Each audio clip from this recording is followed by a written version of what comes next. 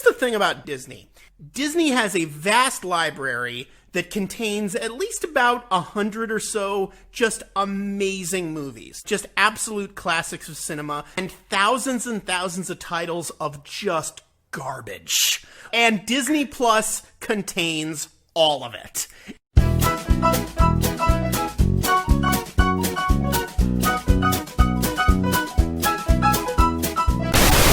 The smart house becomes the mother of the family, and then takes it way too far. This is Kubrickian. Directed by LeVar Burton. Directed by LeVar Burton. Can't be easy to look at a camera through that visor.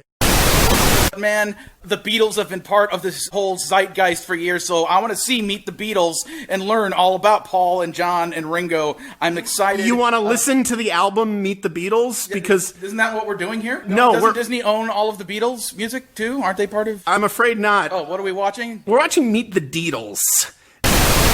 Is they're just going to give a bunch of jazz instruments to the feral cats and let them do all the music in New Orleans Square? Okay, so you know when you're on the 210 freeway, and yeah, I'm following you. You're stuck in traffic because there's an accident far away. Okay, and nobody needs to stop and look at the accident, but every single person on the freeway looks at the accident. Yeah, that's annoying. Well, that's nothing like how a storyboard works. Oh, so, okay. Anyways, it started off like this. It was dark. It was Doc? Dark. It was Doc Brown? D-A-R-K. Oh, dark. Okay. Thank you. I was walking down the street. I saw this hot dog stand, and I really wanted a hot dog. So I went up and I said I'd like a hot dog. And the hot dog stand employee said, "Not with that deep voice, you 12-year-old freak." And I said, "Screw you." And then I slapped him. And that's how I ended up in juvie. I could see Eeyore blowing his brains out. I can't hold a gun. Traveling through the streets of New York, just trying to find another living soul, because everything is dead and I don't care. This was his last theatrical movie. He did 2 other direct-to-video movies after this, which were Pooh's Halloween Heffalump movie and Kronk's New Groove. Of course. Children's play area. It's Gort's area of socks. Whoever finds the matching sock gets a prize of some sort. A future layover for the Seas with Nemo and Friends. Only toward the end of the ride, before you hit the aquarium, you get an entire whale's worth of seaweed and flyers dumped on you. And instead of the Pixar Finding Nemo characters projected into the aquarium, it's the one kid following you weirdly on the track. Not even a scuba head. He's just drowning.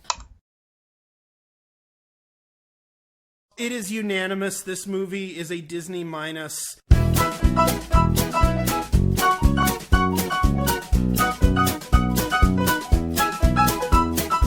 I am your host, Tony Goldmark. You may know me as Doggins, but you also probably just don't know me. My heart's telling me minus all the way.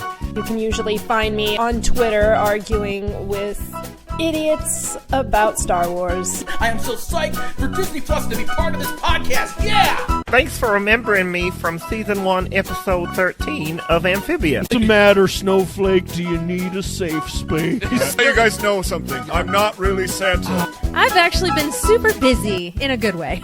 I was already employed by Toys R Us, which is already an antiquated statement.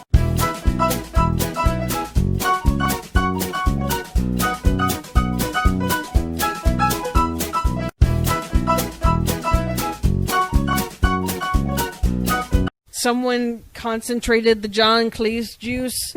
Yes. And shot the poor voice actor in the ass with it.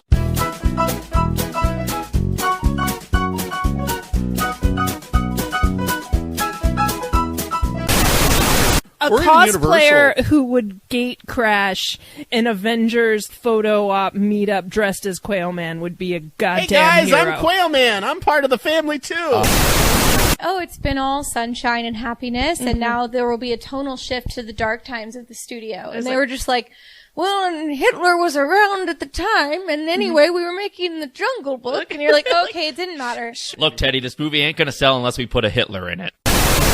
They're going to add an attraction called Angola Road. It's just Autopia with landmines. I I just wanted them once to go rogue and start singing, Walt name names, yeah, Walt name names, yeah, Walt Disney name names. It sounded like a sad clown was put into a room full of instruments and said, make whatever you want, buddy. They'll do a seasonal promotion where they attach the giant inflatable blob thing to the base of the drop on Splash Mountain, and as the logs crash into it, other logs get launched into the rivers of America. They're going to close down the Pirates of the Caribbean. Instead of talking about the legend of Jack Sparrow, they're going to talk about the legend of Håkon, the wonderful pirate Norwegian boy. Look, I didn't used to believe in a wish and a star, but let me tell you what changed my mind. You see, I'm not just the CEO of Star Wishin', I'm also a member. Ask your doctor if Star Wishin' is right for you. Star Wishin' for when you don't have a prayer. Your podcast is canceled. I know.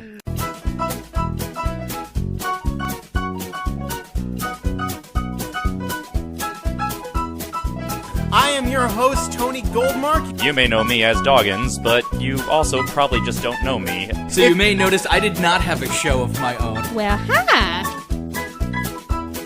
You can usually find me on Twitter arguing with idiots about Star Wars. Well, hello there. Hey, how y'all doing? You can hear me, but you cannot see me. Hey, everyone. Happy to be here. Yeah, it's me. I was already employed by Toys R Us, which is already an antiquated statement.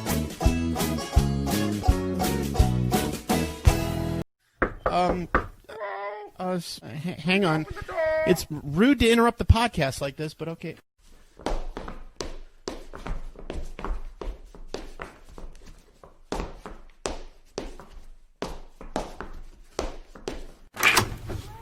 Ah, hello there.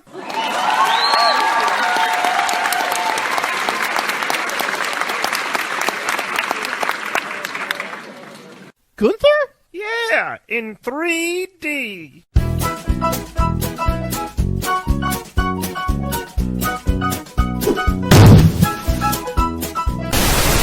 Okay, so you know when you're on the 210 freeway, Uh-huh. and Yeah, I'm following you. You're stuck in traffic because there's an accident far away. Okay. And nobody needs to stop and look at the accident, but every single person on the freeway looks at the accident.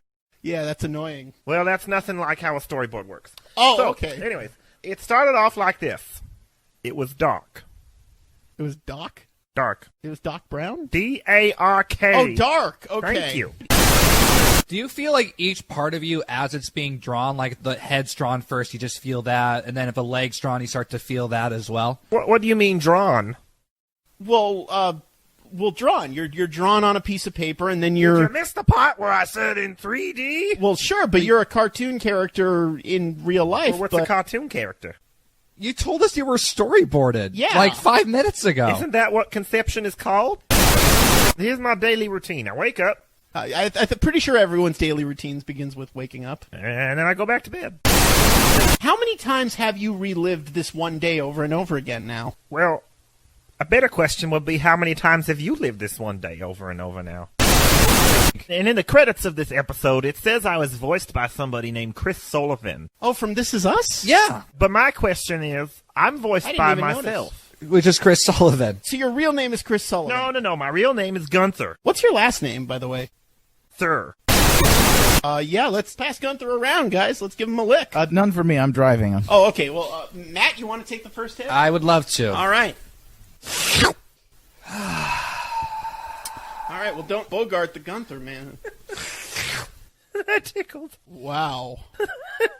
Oh, that's some good shit.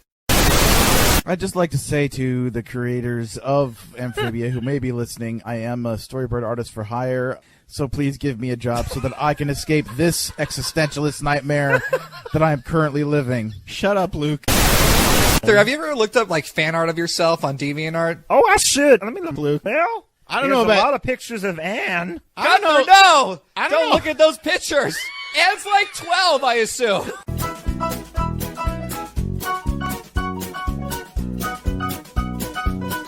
Thanks for remembering me from Season 1, Episode 13 of Amphibia. I am your host, Tony Goldmark. I am so psyched for Disney Plus to be part of this podcast.